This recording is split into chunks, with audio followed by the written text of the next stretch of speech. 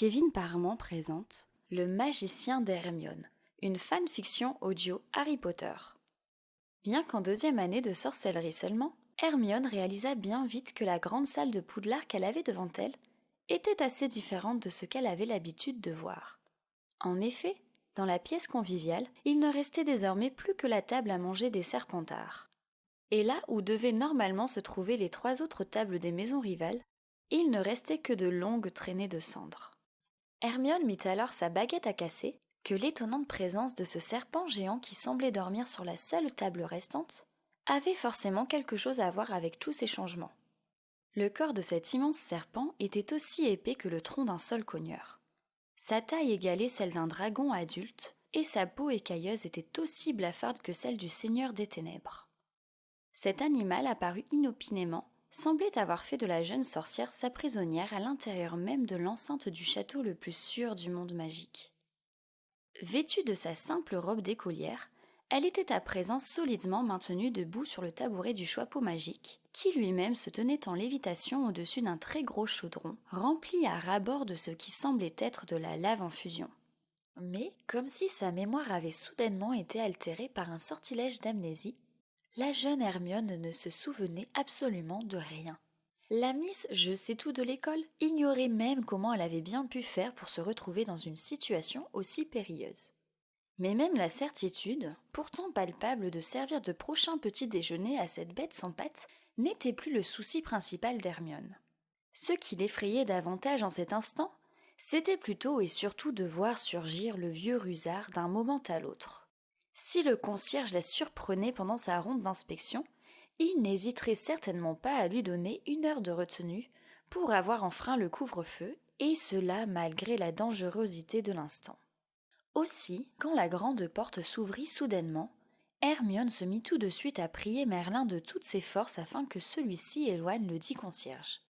Mais à peine la porte fut-elle ouverte qu'un afflux bien trop important de lumière vint empêcher Hermione de savoir si sa demande avait été exaucée.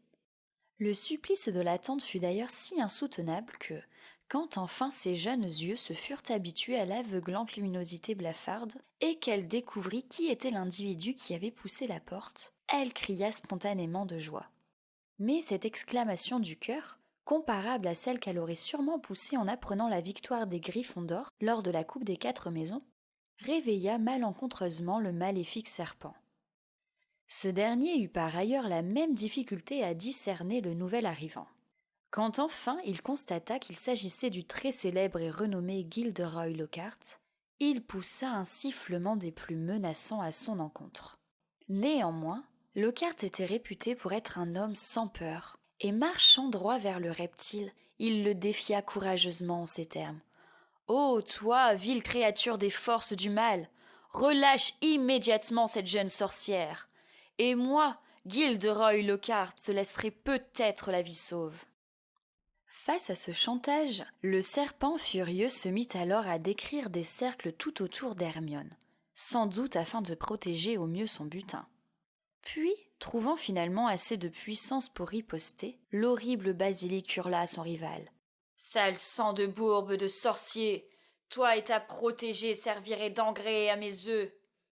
Bizarrement, ce qui surprit le plus Hermione ne fut pas le fait que le serpent puisse parler, mais bien que sa voix ressemblât étonnamment à celle du professeur Rogue. Devant le refus avéré d'obtempérer du gavial, Lockhart s'arrêta à bonne distance et, sortant sa baguette magique du petit fourreau qui pendait à sa ceinture, il se mit en position d'escrimeur. Prêt à utiliser sa baguette comme si elle eût été une épée, il attendit cependant que le serpent lance les hostilités. Celui-ci ne perdit d'ailleurs pas une seule seconde pour attaquer. Il ouvrit une fois de plus sa gueule en grand, mais cette fois-ci, ce ne furent pas des insultes, mais un tourbillon de feu qu'il cracha en direction de Lockhart. Hermione sentait inconsciemment qu'elle n'avait strictement rien à craindre, et que son bien-aimé ne courait aucun réel danger. D'ailleurs, la seule chose qui lui vint à l'esprit fut plutôt d'analyser les flammes vertes, qui lui rappelèrent curieusement celles qui sortaient de la poudre de cheminette. Ces dernières disparurent d'ailleurs presque immédiatement au contact du bout pointu de la baguette.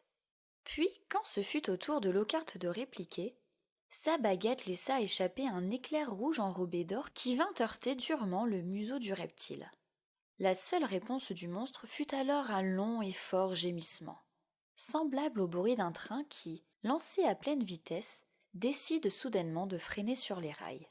Hermione ignorait quel genre de sortilège utilisa le professeur, mais il avait été pour le moins très efficace, car il ne fallut pas attendre bien longtemps avant que l'animal ne se torde de douleur sur le sol pierreux et ne disparaisse enfin dans un énorme nuage de cendres noires. Hermione contempla un court instant les restes du monstre vaincu avant de tomber dans les bras de Lockhart, tandis que le tabouret, quant à lui, alla se jeter dans le chaudron et se dissoudre dans sa lave bouillonnante. Tout ensorcelée par l'héroïsme de son professeur favori, Hermione regarda Gilderoy porter ses doigts à sa bouche et siffler en direction de la grande porte, encore nimbée de lumière. Un Nimbus 2001 rappliqua alors aussi prestement qu'un fidèle destrier, et peu après, sans trop savoir comment, Hermione se retrouva déjà à l'extérieur du château, volant dans les airs sur ce même balai. Lockhart était assis au plus près des poils drus de l'engin magique, permettant ainsi à Hermione d'être confortablement blottie tout contre son torse. Sa joue aplatie sur son thorax, elle se laissa doucement bercer par les battements ininterrompus du cœur de son sauveur. Elle aurait aimé pouvoir le remercier comme il le fallait, en l'embrassant, comme le faisaient les grandes personnes. Mais à l'instant même où cette pensée traversa son cerveau, l'impensable se produisit. « Réveille-toi, Hermione, réveille-toi, on va être en retard !» Inconsciemment, Hermione obéit aux injonctions de Susan Bones et abandonna avec regret son rêve merveilleux.